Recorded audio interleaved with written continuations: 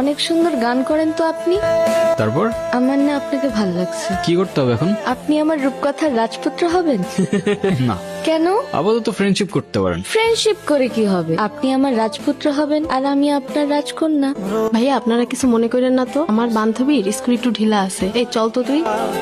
High রাজপুত্র, আপনার নামটা যেন কি? আমি মেবি আপনাকে আমার নাম কখনো বলিই নাই। কোথাও যাচ্ছেন নাকি? ওই গিটার স্ট্রিং কিনতে। আরেকদিন কিনেন, চলেন না একটা লং ওয়াকে যাই। কেন? চলেন না। আচ্ছা আরেকদিন যাবো না। ভয় পাচ্ছেন? ভয় পাবো? আর আপনাকে মানে যা তা না। তাইলে চলেন। কি এমন হবে, কে ফেলবো নাকি আপনাকে?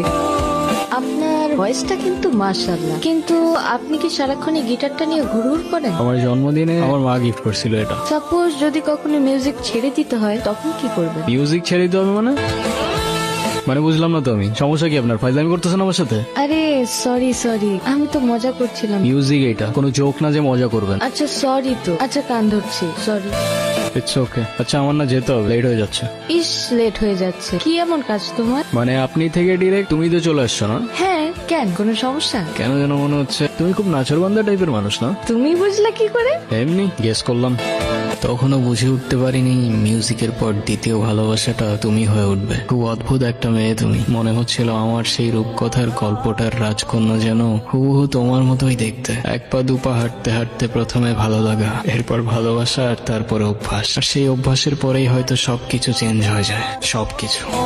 তোরা কথা বল, আমি ওই দিকটাতে আসি। 2 দিন পর পর এই ঝামেলাগুলা কি না করলে হয় না?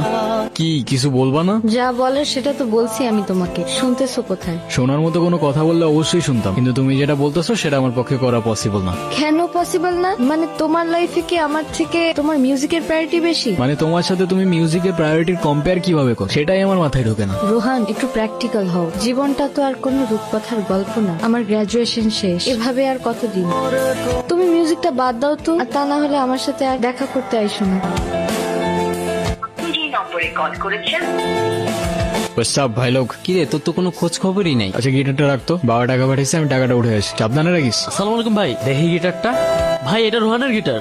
তো কি হয়েছে? না ভাই কিছু না। ভাই এটা কি করলেন? তোর রোহান রে কইস এই গিটারের তার যেমন ছিঁড়ছি না, তোর রোহান রে ধরলেও না এমন করে ছিঁড়ালাম। কে ছিড়ছে? জাকির ভাই। Sorry Rohan, sorry. ঠান্ডা হয়, এতটা গরম হইস না। এটা তুই ঠিক করস। এটা কোনো র্যান্ডম গিটার না, এটা আমার ইমোশন। তোর ইমোশন আছে, আমার ইমোশন নাই। আমার গার্লফ্রেন্ড তোর পোস্টে ক্রাশ লেগে কমেন্ট করবো কেন? আমার ভালো লাগে নাই, তাই আমি তো তার ছেড়ে দিই। আরে তো তোর গার্লফ্রেন্ড, তুই সামলা না ব্রো। হ্যালো, কোথায় তুমি? তুমি কোথায়? তোমারে কতগুলা কল দিছি আমি। রনির কাছে শুনলাম কি ঝামেলা হয়েছে। না সমস্যা নেই, তেমন কিছু হয়নি। সমস্যার কথা বলি নাই আমি, তুমি এক্ষুনি দেখা করো আমার সঙ্গে। কি অবস্থা, কেমন আছো? তুমি কবে ছাড়বে এসব?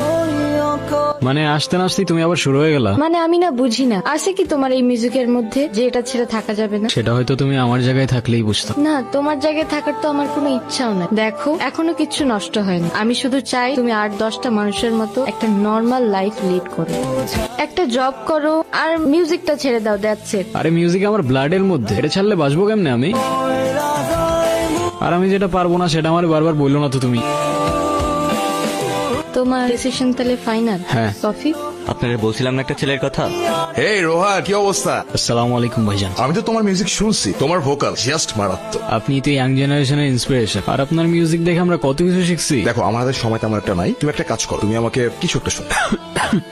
কোনো সমস্যা? সরি ভাই, আমি আরেকবার শুরু করি প্লিজ। রোহান, রোহান কি হয়েছে তোমার? এই কেউ অ্যাম্বুলেন্স ডাকো। রোহান,